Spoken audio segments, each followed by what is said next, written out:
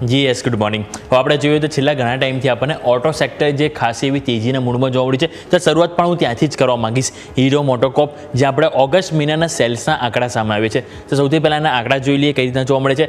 કુલ cells એમનું જોઈએ 5.13 lakh unit હતું લાસ્ટ યર, જેમાં 8% વધારો થયો છે અને 5.54 લાખ યુનિટ જોવા મળ્યું છે. સ્થાનિક વેચાણ એટલે કે ભારતમાં તેમણે કેટલું વેચાણ કર્યું તો 5.5% વધારો એમના ભારતના વેચાણમાં થયો છે. કુલ મોટરસાઇકલ વેચાણમાં જો નજર કરીએ તો એમાં એમનો 5% ગ્રોથ ત્યાં પણ જોવા મળે છે. 5.2 લાખ યુનિટ તેઓ અહીંથી વેચ્યા છે. અને કુલ એક્સપોર્ટની વાત કરીએ કે જેમણે બહારની કન્ટ્રીમાં તેમણે અહીંથી વેચાણ કર્યું તેમાં 72% જમ્પ થયો છે. અગાઉ તેઓ 20,097 યુનિટ વેચ્યા હતા, એની કમ્પેરમાં તેઓ અહીંથી 34,588 યુનિટનું તેઓએ વેચાણ કર્યું છે. એટલે હીરો મોટોકોર્પ આજના દિવસે જરૂરથી એક્શનમાં જોવા મળશે.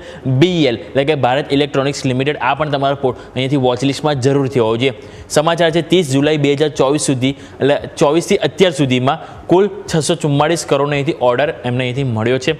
અને જે શિપ ફાયર કંટ્રોલ સિસ્ટમ સાથે ટેન્ક નેવિગેશન સિસ્ટમ, આ બધાનો જે ઓર્ડર છે અહીંથી જોવા મળે, સાથે ડેટા સેન્ટર, બીજું તમે નજર કરો તો કોમ્યુનિકેશન ઇક્વિપમેન્ટ, આ બધું અહીંથી સમાવેશ થઈ રહ્યો છે એમના ઓર્ડર પાઇપલાઇનમાં. એટલે આ બધા ઓર્ડરનો તમને માહિતી આપી છે, અહીંયા ફોકસ રહેશે.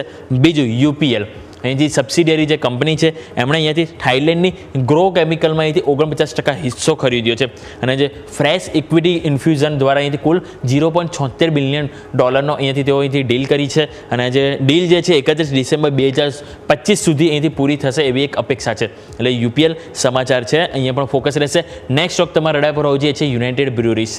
અહીંયા સમાચાર છે કે આંધ્રપ્રદેશની ઇલિયોસ બ્રુરીઝમાં કિંગફિશરનું અહીંથી પ્રોડક્શન શરૂ થઈ ગયું છે. એટલે અહીંયા પણ એક અપડેટ છે પ્રોડક્શન લઈને, અહીંયા તમારું ખાસ કરીને ફોકસ હોવું જોઈએ. નેક્સ્ટ તમારા રડાર પર હોવું જોઈએ ઇન્દ્રપ્રસ્થ ગેસ લિમિટેડ એટલે કે IGL.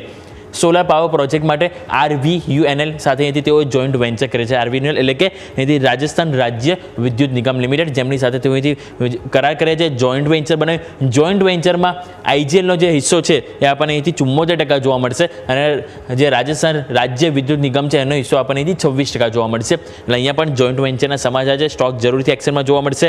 નેક્સ્ટ NMDC અને કોલ ઇન્ડિયા તમારા રડાર પર હોવું જોઈએ. અહીંયા એમના ઓગસ્ટ મહિનાના અપડેટ આવે છે. સૌથી પહેલાં આયર્ન ઓર પ્રોડક્શન જોઈએ તો 3.07 મિલિયન ટન હતું, એમાં 9.8% વધારો જોવા મળ્યો. આયર્ન ઓરનું જે વેચાણ જોઈએ સેલ્સ, તો એમાં 8% જમ્પ ત્યાં પણ જોવા મળ્યો છે. એટલે કે તમે જો તો આયર્ન એમનું જે પ્રોડક્શન અને સાથે સેલ્સ બંનેમાં પણ 8 થી 9% જમ્પ જોવા મળ્યો છે. કોલ ઇન્ડિયામાં પ્રોડક્શન નજર કરો તો એમાં 9.4% ગ્રોથ જોવા મળ્યો છે. 50.4 મિલિયન ટનનું તેમણે અહીંથી પ્રોડક્શન કર્યું છે. અને ઓફટેકની વાત કરીએ તેમાં 7.6% વધારો જોવા મળે છે. 56.7 મિલિયન ટન એમનું ઓફટેક જોવા મળ્યું છે. અને લાસ્ટ સ્ટોક તમારા રડાર પર હોવો જોઈએ છે SBI. અહીંયા ઇન્ડિયન રેલવે સાથે તેઓ કરાર કર્યા છે કે ઇન્ડિયન રેલવેના જે પણ એમ્પ્લોય છે તેમણે અહીંયાથી SBIમાં સેલેરી એકાઉન્ટ ખોલાવશે તેમને એક ઇન્સ્યોરન્સ બેનિફિટ મળશે. 1 કરોડનો અહીંથી તેમને એક્સિડન્ટ ઇન્સ્યોરન્સ કવર આપવામાં આવશે. એટલે કે એમ્પ્લોય અને સાથે સાથે તેમના ફેમિલીનો પણ અહીંથી ઇન્સ્યોરન્સ કવર મળશે. એટલે કે SBIએ એક કરાર કર્યા છે ઇન્ડિયન રેલવે સાથે. એટલે અહીંયા પણ સ્ટોક આપણે ફોકસ રાખીશું. એટલે આ વાત થઈ ગઈ સ્ટોક સ્પેસિફિક. પરંતુ હવે વાત કરીએ આજે શું ખાસ છે. આજે મંગળવાર, સેન્સેક્સની નહીં પરંતુ નિફ્ટીની એક્સપાયરી છે, જેવા આપણે આદત પાડવી પડશે. આજથી નિફ્ટીની એક્સપાયરી થશે દર મંગળવારના રોજ. બીજું અહીંયાથી વાત કરીએ તો દીપક ફર્ટિલાઇઝર, અને જેમાં તમે ₹10 ડિવિડન્ડનું આજે એડજસ્ટમેન્ટ જોવા મળશે. અને GNFC, જેમાં ₹18 ડિવિડન્ડની આજે એક્સ ડેટ છે, એડજસ્ટમેન્ટ થતું જોવા મળશે. ફંડ એકત્રિત કરવા માટે હિંમત સિંકા સેડ કે જેને આજે બોર્ડ બેઠકનું આયોજન છે. એટલે અહીંયા પણ તમારું ફોકસ હોવું જોઈએ. અને લાસ્ટ JSW સિમેન્ટ, અને સાથે સાથે આપણે વાત કરું તો એ છે OMDC, જેના પરિણામ આવવાના છે. અહીંયા પણ તમારું ફોકસ હોવું જોઈએ. બીજું એક વસ્તુ આજે આપણે ખાસ કરીને ધ્યાન રાખવું જોઈએ તો સેબીને અહીંયાથી નવો નિયમ આવ્યો છે કે અહીંયા જે ઇન્ટ્રાડે પોઝિશન લિમિટ ઉપર, ઇન્ટ્રાડે જે ઇન્ડેક્સ પોઝિશન જે હોય ઓલરેડી બનાવેલી લોકોએ, એની ઉપર એક લિમિટ તેમણે અહીંયાથી નક્કી કરી છે. હવે આ જે લિમિટ જે જો તેમણે નક્કી કરી એમાં 5,000 કરોડ રૂપિયા નેટ અને ₹10,000 કરોડ ગ્રોસ લિમિટ તેઓ અહીંથી નક્કી કરી છે.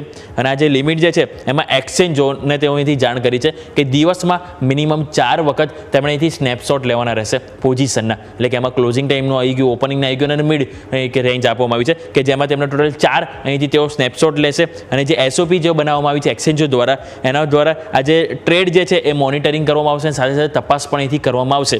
અને જે નવા જે નિયમો જે છે એ આપણને 1 ઓક્ટોબર 2025થી લાગુ થશે.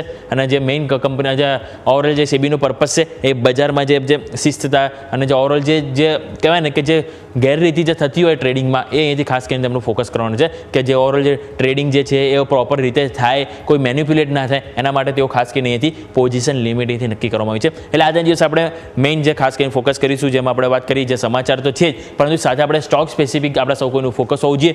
ઓટો સ્ટોક સારી એવું આપણને તેજી બતાવી રહ્યા છે. હજી પણ ઓટો સ્ટોકના જે આંકડા આવે છે આજે પણ રિએક્શન જોવા મળશે.